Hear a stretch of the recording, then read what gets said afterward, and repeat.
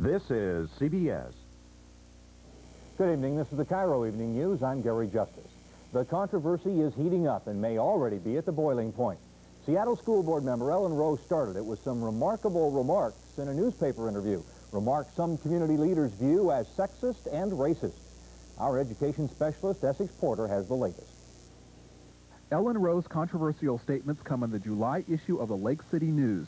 She is described as saying women are too temperamental and petty to hold positions of authority. Rowe is quoted as saying, "I wouldn't hire women." Her comments are especially timely because the school board has just begun looking for a new superintendent of schools. Ruth Balfe chairs the Education Task Force for the Seattle chapter of the National Organization for Women. I'd like to see the school board make a public statement to the effect that that's not a school board position, that's her personal bias. And I would like to see if there's some way that she can be eliminated from the decision-making process, because she so clearly is going to discriminate against any woman applying for the job. Rowe's comments against racial busing also provoke criticism. The article quotes her as saying, "What happens when you put a child whose mother is a prostitute in Holly Park together with a boy like mine whose parents and grandparents take him everywhere?" Rosalind Woodhouse is head of the Seattle Urban League. That is very nearly a concentration camp mentality that says that if it so happens that you are born or live in a certain locale, you will have to stay there, you will have to not have opportunities to improve yourself through our educational system. Woodhouse says she would not be surprised to hear loud calls for Rowe's resignation. The thought that this may affect the way the school board makes a decision is frightening, that we haven't come any further than that there are still people who have those kinds of attitudes, and especially when that's coming from a woman who is perpetuating those sexist and racist attitudes. Makes a person throw up their hands in disgust. Ironically, Rowe's daughter, Rebecca, is a senior King County prosecutor, and Rowe herself attended integrated schools in Seattle. Ellen Rowe is out of town today, but when asked by reporters last night, she confirmed the accuracy of the article. While reaction and action is still forming to Ellen Rowe's comments, one thing is certain, they won't be soon forgotten. Essex Porter, KIRO Eyewitness News. People in and around Wenatchee are shocked that the owner of a daycare center accused of molesting children is escaping prosecution. Prosecutors declined to file charges against James McKinley because they say it would be difficult to prove the case. Difficult because the children involved are so young, too young to testify credibly. The accusations were brought by 6 families whose children range in age from 1 to 4. The owner of the daycare center denies the charges. Some Puget Sound area daycare centers are in trouble. Insurance companies have hit the daycare industry with very big rate increases. Rate increases that threaten to put some of the centers out of business. That story from Linda Coldiron. The daycare business is crying over high insurance rates. Preschool and daycare centers are being hit with increases of anywhere from 50 to 500%. And some companies won't even insure daycare centers anymore. Why all of a sudden are daycare centers considered a high-risk proposition? One of the biggest reasons is the nationwide scare over child abuse. The McMartin Preschool in California, site of one of the biggest child abuse scandals ever. Scores of children charging they were sexually abused by teachers who tortured and killed animals as a warning not to tell. Cases like this, added to the increased emphasis on reporting child abuse, have the insurance industry running scared. Jeff Byer says a child abused in a Washington State daycare center could wait until he's 21 to sue. This, again, is something that insurance companies find a little bit frightening, that when they write that policy and they set the premium, they have no idea what kind of payments they could be facing, even 15 or 20 years down the road. Daycare insurance rates haven't gone up in almost 10 years. Now those rates are jumping all at once. But there's another problem. What's of more concern to me is that we're seeing limits to how much coverage we can get, and we're seeing exclusions specifically for child abuse and for off-premises liability, which allows us to take field trips. In the end, Pearson says, the concern over child abuse may result in fewer daycare centers and curtailed services. And that, in a way, could make everybody here a victim. Linda Coldiron, KIRO Eyewitness News. A court ruling today that could end up in the United States Supreme Court before we hear the last of it. It is about tolls on the Hood Canal Bridge. Federal Judge Jack Tanner in Tacoma says the state should stop collecting tolls on that bridge immediately. Tanner agreed with bridge users that the state should not have put a toll back on the bridge after it sank and then was rebuilt. Cascade Airways is being bought up by its chief competitor on service to Northwest cities, Horizon Air. For now, Horizon plans to operate the two airlines separately with few schedule changes.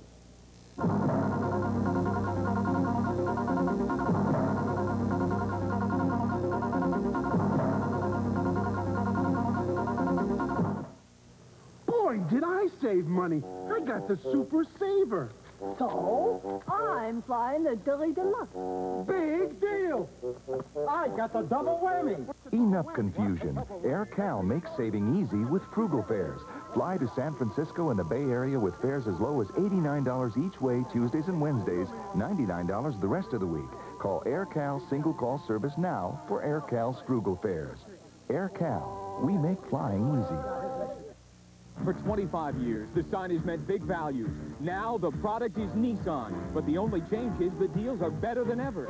Giant deals during Nissan Dealin' Days. Make your day. Come and save on a brand new 1986 Nissan. The 86 Nissan trucks are here now at the 84 sticker price and 8.8 financing. We're talking giant values here. So make your Nissan deal now. Make your day. Come and save. Make your deal on a Nissan. Introducing Plaisir, the everyday French cheese. With all natural Plaisir, you can work wonders every day. Wonderful Sunday omelets. Wonderful Monday casseroles. Wonderful Tuesday Plaisir burgers. Wonderful Wednesday salads. And you don't have to cut corners to enjoy Plaisir anytime. In 4 wonderful flavors, Plaisir, the everyday French cheese. Black Sheep Squadron. They're not just fighter pilots. They're the best. Robert Conrad leads the Black Sheep Squadron Saturday at 5. Governor Gardner told a congressional subcommittee in Washington, D.C. today he thinks that public confidence is at an all-time low when it comes to choosing a site for a permanent nuclear waste dump. That it seems to him that the Energy Department is more concerned with deadlines than with choosing the right site. Governor Gardner recommended that Congress wait and before doing anything else appoint a panel to study all the evidence and rate each site. The governor says that something's wrong when Hanford and Nevada automatically made the finals without any further study. Well, Congress was handed another major Northwest issue today. It is a plan for customers of the Bonneville Power Administration to buy the PPA from the federal government and run it themselves. KIRO's Charles Sherrill reports from Washington, D.C. that the proposal has support from members of the Washington and Oregon congressional delegations. We know Peter Johnson's about to settle the IOU. Oregon Congressman James Weaver created the plan that calls for electric users in the region to buy out BPA's assets and run the system through an elected governing body. It's the biggest taxing authority in the Northwest. I want the people in control of it. Senator Dan Evans, former chairman of the Pacific Northwest Regional Power Council, says Weaver's plan has merit. The big obstacle, he says, is persuading members of Congress to sell the system for a price that would-be buyers could afford to pay. They believe that, and I think rightly so, that Bonneville is worth a whole lot more, the facilities, than their original cost, and if they were going to sell it, would want to sell it for either replacement value or current value or the value based on the power produced and what it could be sold for. And under those circumstances, we'd be hard-pressed to find the money to pay for it. Weaver says a fair price would be somewhere in the $4 to $8 billion range, but a widely publicized federal study last year set the figure at about $15 billion. Evans says the higher amount is closer to what lawmakers would want if they'd even consider Weaver's proposition. His proposal as presented certainly isn't likely to pass any time soon, but it may be influential in creating some other kinds of change that will be beneficial. Weaver thinks the effort is worth making, even if it does nothing but stimulate debate. I'm going to hold a hearing, and I'm going to get the utility heads of these utilities, these public utilities, and other spokesmen in the Northwest, and say, do you want the people of the Northwest to control Bonneville, the largest taxing authority in the Northwest, or don't you? And make them say, Oh, no, I want the federal government back in Washington to control our destiny.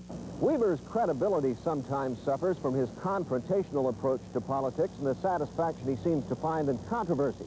But he says he's quite serious about getting the federal government out of the power business in the Pacific Northwest, and he believes most ratepayers in the region will someday see that he's right. Charles Sherrill, KIRO Eyewitness News, Washington. The city of Seattle has joined the ranks of the water short, and it is now asking the people who live in Seattle to voluntarily cut back on how much water they use. That's something that many other Puget Sound area communities have been doing for several weeks. The water level is down in reservoirs because Seattleites used 50% more water during July than they usually use, and of course they got 100% less. Seattle residents are soon going to be asked to vote for a tax increase to build more family housing. Our government specialist Lee Carter tells us about that. According to city records, since 1979, Seattle has spent more than $150 million for building and maintaining low-income family housing. But it's not nearly enough in the wake of cutbacks in federal housing money to the city. There's only a 3% vacancy rate reported in public housing, with more than 1,600 families on the waiting list to get in. What's more, just about half of King County's Indo-Chinese refugees live in Seattle, several hundred of them here in the rundown, overcrowded Mount Baker apartments. It'll take millions just to fix it up. And there's yet another factor in the shortage of low-income family housing in Seattle. There is deteriorating housing in almost every neighborhood. Milton Carr came to the city council today in support of a multi-million-dollar family housing bond issue. A bond issue of this nature makes it possible to clear some of that housing and to improve the neighborhoods, but also, first of all, to provide housing for people. The council was reminded that Seattle voters okayed a similar bond issue in 1981 for senior housing, a project that has seen the building of almost 1,000 apartments with enough money left over for a few other housing needs for the handicapped. The council's finance committee is leaning toward putting the at least $30 million bond issue on next year's general election ballot. Committee members rejected the idea of setting up a special housing commission, at least for now, opting instead to study the matter themselves, saying they're best equipped to look at it objectively and in the best interest of Seattle taxpayers. Meanwhile, families living in the Mount Baker apartments will have to move out while repairs are being made. The question is, where? Lee Carter, KIRO Eyewitness News. State Supreme Court Justice Robert Utter made an utterly embarrassing and potentially dangerous mistake last night. He landed his small Cessna airplane at the Olympia Airport without lowering the landing gear. Justice Utter escaped injury. His plane did not. It suffered some $25,000 worth of damage. Justice Utter says he was preoccupied with the plane's rough running engine and simply forgot to lower the wheels.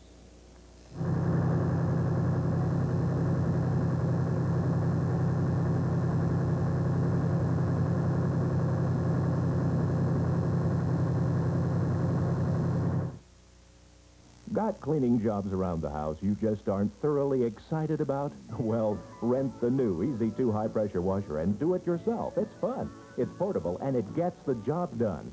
Rent the Easy 2 high-pressure washer and use your imagination to put the power of high-pressure water to work for you. You can clean almost anything. It removes loose paint, moss, mildew, grease, and dirt. Rent the Easy 2 high-pressure washer. Phone 1-800-562-4185 for rental locations near you. Everyone knows that year-end closeout is the best time to buy a new car. And guess what? There's a place in Bellevue that's having their closeout sale now instead of September or October. George Plattis in Bellevue is offering discounts of up to $2,500 off on Oldsmobile Sierras, up to $4,000 off on Olds Toronados, and up to $5,000 off on 1985 Cadillac Eldorados. Don't wait till October. Get a closeout price now at George Plattis in Bellevue, one block off Bellevue Way on 106th and 10th.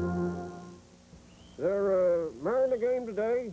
Well, seems like on KIRO News Radio. Bet Scotty down the barbershop will have it on. He keeps that radio of his perched on KIRO, don't he? Well, Smack Dab on 71 gets every doggone game. Sure would like to hear them fellas play. What's he gonna think, us all trooping in like that? We could tell him we need a haircut. I don't think he'd buy that, Alvin. Tonight, restaurant reviews with a twist. The Unknown Eater. His disguise is his secret weapon at Seattle restaurants. Tonight at 11 on KIRO Eyewitness News Update. We are rapidly approaching the biggest of the Seafair weekend, so let's check in with Harry Wampler and find out what the weather holds in store for us for the next day or so. You know, Gary, there's a chance that Seafair Sunday could look a bit like today, because the pattern seems to be that we have not only this low over us now, but another one off the coast that'll become drifting in by that time. So clearing is in store for us tomorrow, kind of slow, tentative, halfway clearing, and showers are likely to be back in the forecast for Saturday and Sunday. Today, what's happened is that the low has continued to be here, moving slowly off to the east. Moisture bands have circulated around it, including some with thunder showers, and then particularly along the eastern slopes of the Cascades. Wenatchee and Yakima have also been reporting some gusty winds. We've had rain showers here in western Washington with just over 1/4 of an inch of rain in the past 24 hours. So our forecast for tonight, based upon a continuation of some showers, looks like this. Our skies will be mostly cloudy with a 40% chance of showers, lows in the 50s, and southerly winds. You can find a thunder shower in the Cascades or in eastern Washington. For tomorrow at 6:30 in the morning, there'll be some breaks out there, but I think overall it'd be probably fairest to call it mostly cloudy with scattered showers, 55 to 60-degree temperatures. Now, to make your plans for the weekend, here's how the 5 days look ahead. Partly sunny by afternoon tomorrow, and I think we'll probably get into the low 70s. Today's high was 71. We'll top that by a few degrees. But showers are quite likely for Saturday and Sunday, and even though the showers might be scattered like we've had, Gary, I think the clouds and the cooling are pretty certain. So I don't think you'll get a sunburn if you tie up at the log boom this weekend. Okay, but a lot of people are going to have fun anyway. Sure they will, and I don't think, you know, on the basis of this, I wouldn't say the rain would be heavy. Yeah. Okay, well, some of the rain that we've had has already had some good effects, at least in the woods. State Land Commissioner Brian Boyle has relaxed the logging and burning restrictions in much of western Washington until at least midnight Monday. They'll take another look at it then. The order was issued because of the recent rainfall west of the Cascades. Fire danger has eased in much of the area, particularly in southwest Washington, where up to an inch of rain fell in some places. The restrictions on all open burning, including campfires and debris, will remain in effect in eastern Washington, and several logging restrictions for the Olympics and its nearby foothills will remain in effect. But overall, for most of western Washington, the restrictions are off till midnight Monday. Nationwide, more than 6,000 people die in house fires each year. Another 57,000 are injured in them. The deaths and injuries, according to the experts, would be drastically reduced if more homes are equipped with fire sprinkler systems. Todd Smith reports tonight that the day is fast approaching in Washington State when sprinkler systems become the rule rather than the exception. While 4 people escaped the fire in this Tacoma home, 3 did not. A mother and 2 children died here. It was one of those middle-of-the-night fires that burned too long undetected, a blaze that firefighters say a sprinkler system might have put out. Building codes have long required that sprinkler systems be installed in all private businesses. Well, the day is coming, experts say, that there may be a similar requirement that sprinklers be installed in private homes as well. But that may be easier said than done. While sprinklers can be installed and save lives in older homes, the installation costs are still too high. But as the area's fire experts learned today, in new home construction, effective systems can be installed for a reasonable price. They tested a system. The fire they started had the potential of any fire, but that potential was doused in under 40 seconds. A code requiring new home sprinkler installation is still many years away. But Seattle Fire Marshal Bob Hansen is among those encouraging builders to begin installing systems on their own. Because they operate so quickly, there's so little fire damage, and if there's an alarm given that there's a water flow, along with some other technology that can tie your telephone into the fire department, I think in the future, around the turn of the century probably, you're going to see a lot of applications for this, and you're going to see some real dramatic drops in fire loss and life loss. In Southern California, where there are some residential sprinkler codes in effect, they're finding that not only are lives and property being saved, but fire insurance costs are coming down as well. Todd Smith, KIRO, Eyewitness News.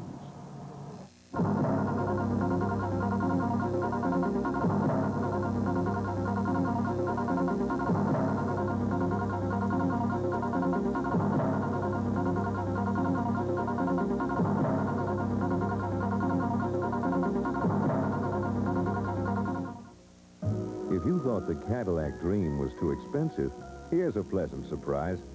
The Cadillac Sedan Deville starts at just $18,947 with standard transverse-mounted V8, digital fuel injection, and front-wheel drive.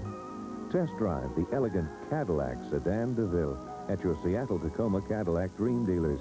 Fredericks in Seattle, Osborne McCann in Tacoma, George Plattis in Bellevue, and Alderwood in Linwood. If you're going to run one race this summer, run the Seafair Diet Pepsi 10K on Friday, August 2nd, right before the Seafair Torchlight Parade. It's the race for every pace, with challenge, excitement, and most of all, fun. So be part of Seattle's biggest celebration, the Seafair Diet Pepsi 10K, Friday, August 2nd. Sign up now at King and Snohomish County Payless stores. Swanson announces the end of the aluminum tray. The millennium tray. The aluminum tray. The aluminum, the end of the... Swanson dinners now come in brand new trays. If you have a microwave oven, they let you make dinner much faster. And if you don't, they're still a lot more attractive than... Aluminum. Aluminum. Aluminum. Have dinner with the Swansons in a brand new... microwave-able tray. If short supplies have kept you from getting a new Volkswagen because you just weren't fast enough, here's good news. A big new shipment's in of Golfs, Jettas, Vanagons, and more, and at incredibly low prices. But you'd better not wait, because here in the Northwest, nothing goes faster than a Volkswagen. See your Puget Sound Volkswagen dealer today.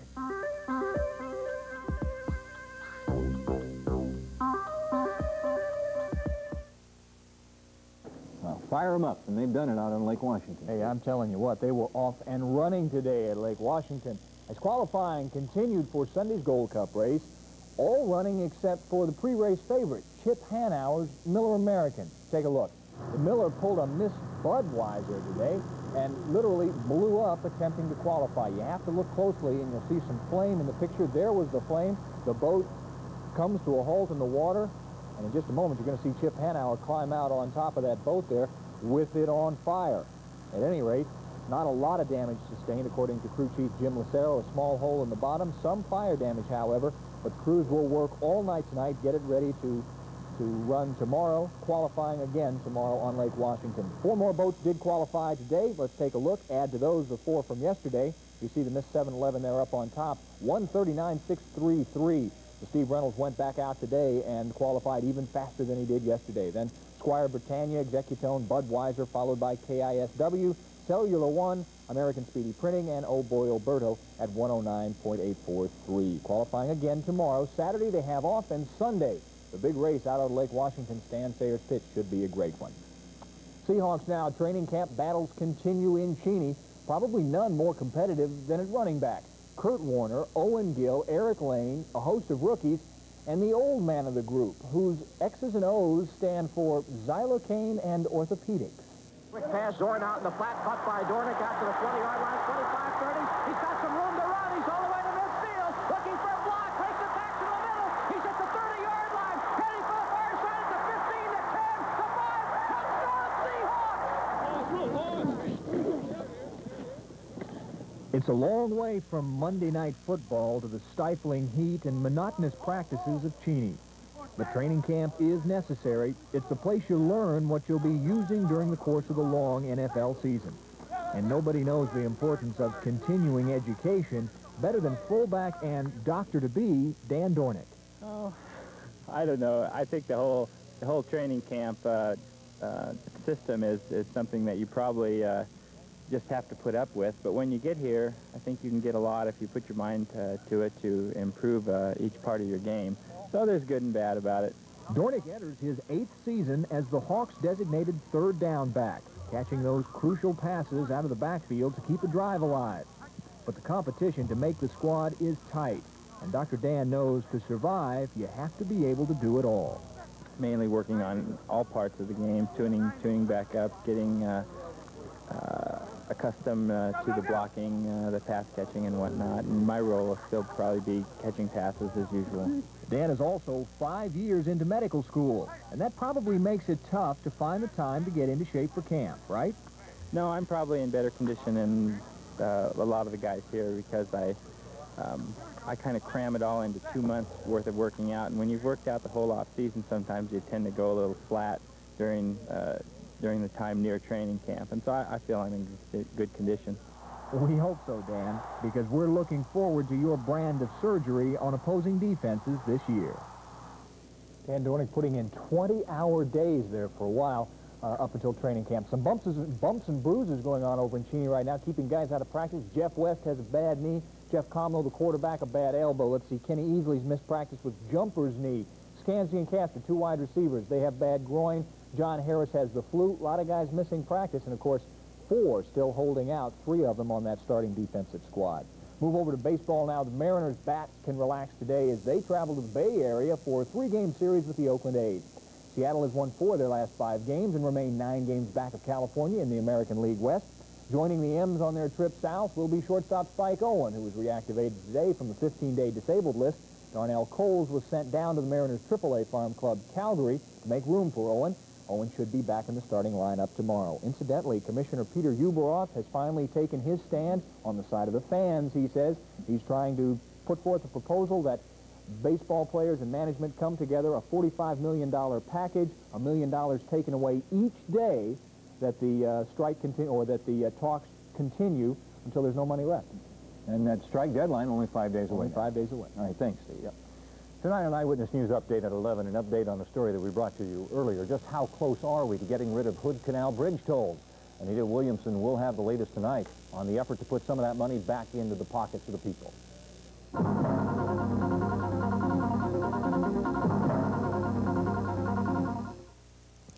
Now's the time to deal during the biggest sales event in Toyota history. So what are you waiting for? Another ice age? Where you see this sign, Toyota dealers are out to sell a record 40,000 trucks and cargo vans. Like this standard van, only $59.98, Toyota's lowest price truck. And factory-to-dealer incentives can mean bigger savings on cargo vans and trucks. Toyota's the #1 selling small truck. So what are you waiting for? An earthquake? Dairy-Gold ice cream. The biggest seller in the Northwest because it's so rich and wholesome. The secret is using the freshest possible ingredients. And when it comes to freshness, you just can't beat the fresh cream and milk of our own local Dairy-Gold farm. So enjoy Dairy-Gold ice cream. And when you do,